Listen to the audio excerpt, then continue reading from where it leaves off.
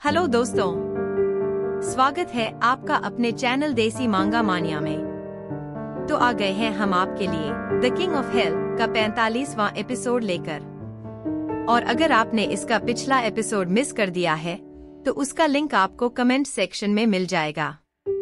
तो चलिए शुरू करते हैं इस वीडियो को। जैसा कि आपने पिछले एपिसोड में देखा था, एचिडना ने अपनी ड्रैगन फॉर्म में आकर बहुत सारे वाइवर्न्स को मार दिया था और उसके बाद अपनी ज्यादा एनर्जी इस्तेमाल करने की वजह से एचिडना बेहोश हो जाती है। अब आगे एचिडना को होश आता है। कॉन्ग पूछता है, तुम ठीक तो हो ना? एचिडना बोलती है, हाँ ठीक हूँ, लेकिन मेरे अंदर जरा भी एनर्जी नहीं है। कॉन्ग कहता है, अच्छा तो तुमने अपनी सारी एनर्जी इस्तेमाल कर ली है। एचिडना अपने कपड़ों को देखकर उदास हो जाती है क्योंकि उसके कपड़े फट गए थे। तो कॉन्ग कहता है, कोई बात नहीं, हम नए खरीद लेंगे, तुम्हारे ऊपर सारे कपड़े अच्छे लगेंगे। तभी कॉन्ग थोड़ा गुस्से में बोलता है, दोबारा ऐसे ट्रांसफॉर्म मत होना, और मुझे ऐसे लोग बिल्कुल पसंद नहीं जो अपने गुस्से को कंट्रोल ना कर सकें। इससे बैटल में प्रॉब्लम हो सकती है। तभी एचिडना रोने लगती है और बोलती है, क्या तुम मुझे छोड़ दोगे? कॉन्ग कहता है, अरे नहीं नहीं, मैं क्यों तुम्हें छोड़ने लगा, अभी तो यह हमारी पहली लड़ाई थी, लेकिन आगे से ध्यान देना, तुमने कुछ ज्यादा ही कर दिया था। फिर कॉन्ग मन में सोचता है कि इससे तो मुझे फायदा ही हुआ है, और फिर सोचता है कि मैंने तो सोचा ही था कि यह अपनी ओरिजिनल फॉर्म में बहुत पावरफुल होगी, और इसने बहुत सारे वाइवर्न्स को अकेले ही मार दिया, जिससे मेरी ऊर्जा भी बच गई, जो कि एक्सपेक्टेड ही था, क्योंकि यह मेरी समन मॉन्स्टर है और यह बहुत पावरफुल है अपनी पहले की फॉर्म से भी, क्योंकि इसने मेरी डेमोनिक एनर्जी को एक्सेप्ट किया है, जिसकी वजह से यह अपनी ऊर्जा के साथ साथ मेरी ऊर्जा भी इस्तेमाल कर रही है।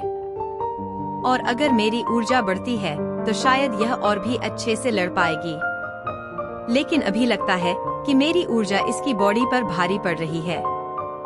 तभी कॉन्ग को आवाज सुनाई देती है। उसे लगता है कि दो जायंट ओगर्स उनकी तरफ भागे आ रहे हैं। उसने सोचा था कि अब वह यहाँ से चला जाएगा, लेकिन अब उसे उन दो जायंट ओगर्स से लड़ना पड़ेगा। तो वह मन में सोचता है, तो मैं भी अब वार्म अप कर ही लेता हूँ। तभी एकदम से उसके आगे दो हंटर्स आते हैं और उन दोनों जायंट ओगर्स को एक ही अटैक में मार देते हैं। कॉन्ग यह देखकर बहुत शॉक हो जाता है और कहता है, यह दोनों कौन हैं? तभी उन दोनों में से एक बोलता है, हे मिस्टर, यहाँ रहना बहुत खतरनाक है। वह दोनों क्या तुम्हारे शिकार थे? तभी दूसरा रिप्लाई देता है, कैसी बात कर रहे हो, देख नहीं रहे यह थका हुआ है, हमने इसकी मदद ही की है।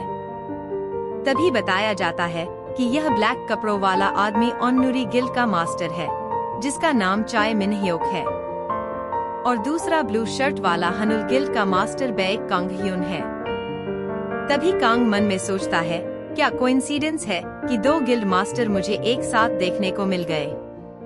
कॉन्ग बहुत शॉक्ड था यह सब देखकर, लेकिन वह इस टाइम पर कुछ कर भी नहीं सकता था। तभी कॉन्ग ह्यून कॉन्ग के कंधे पर हाथ रखकर बोलता है, लगता है यहाँ पर कोई नहीं है, और तुम भी एक न्यू हंटर ही हो, तो मैं तुम्हें एंट्रेंस गेट तक छोड़ दूं, वैसे भी तुम बहुत थक गए होगे। तभी कॉन्ग बोलता है, नहीं नहीं, ऐसी कोई बात नहीं है, मैं ठीक हूँ, और इतनी तो ऊर्जा मेरे अंदर है कि मैं हम दोनों की रक्षा कर पाऊं, और आप दोनों किसी जल्दी में लग रहे हो तो आप जा सकते हो।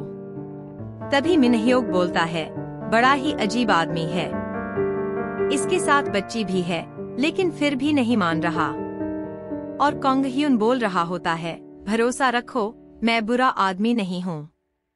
तभी दिखाया जाता है कि मिन ह्योक के हाथ में एक रेड क्रिस्टल है जो डेमन कल्ट से बिलोंग करता है। कॉन्ग मना ही कर रहा होता है उसकी मदद करने को, यह बोलकर कि आपने मेरी इतनी मदद कर दी, वही बहुत है। तो कॉन्ग ह्यून बोलता है, ठीक है चलो, तो तुम चले जाना। तो कॉन्ग बोलता है, थैंक यू मुझे समझने के लिए। जैसे ही कॉन्ग गेट के बाहर आता है तो एचिडना को होश आता है। कांग अपनी बेटी की तरह प्यार से उठाता है और बोलता है, एचिडना देखो, हम बाहर आ गए हैं और चलो हम तुम्हारे लिए नए कपड़े लेने चलते हैं, वरना दुकान बंद हो जाएगी। और वह अपने फोन में शॉप्स ढूंढने लगता है। तभी एचिडना कांग को बोलती है कि उसे ब्लड की महक आ रही है और एक पतली सी गली की तरफ इशारा करते हुए बोलती है। तभी दिखाया जाता है कि यह कोई और नहीं, वही जासूस है जिसे बेएक वायोन ने भेजा था। फिर दिखाया जाता है कि उसकी यह हालत कैसे हुई। वह डेमन कल्ट में घुस तो गया था, लेकिन वहाँ बहुत स्ट्रिक्टनेस थी और वह लोग बहुत क्रूएल थे। वह एक पल भी नहीं सोचते थे किसी को मारने में, और वह बाहर किसी से संपर्क नहीं कर पा रहा होता क्योंकि वहाँ सिग्नल जैमर थे, और उसने इसीलिए डेमन कल्ट के लोगों की रिकॉर्डिंग कर ली थी। और वह वॉशरूम में बैठकर सोच ही रहा होता है कि कैसे वह यह चिप बेएक वायोन तक पहुंचाएगा। लेकिन तभी उसे एक डेमन कल्ट का मेंबर पकड़ लेता है और उसकी ऐसी हालत कर देता है कि वह बस मरने ही वाला होता है। लेकिन वह भी अपनी पूरी बची हुई ऊर्जा लगाकर उस रैंक के गेट तक पहुंचने की कोशिश करता है, लेकिन वह रास्ते में ही मरने वाला होता है। तभी कांग उसे देख लेता है और भागकर उसके पास आता है उसे बचाने के लिए। लेकिन वह बस इतना ही बोल पाता है, यह मेमोरी चिप, और उसको कांग के हाथ में रख देता है और मर जाता है।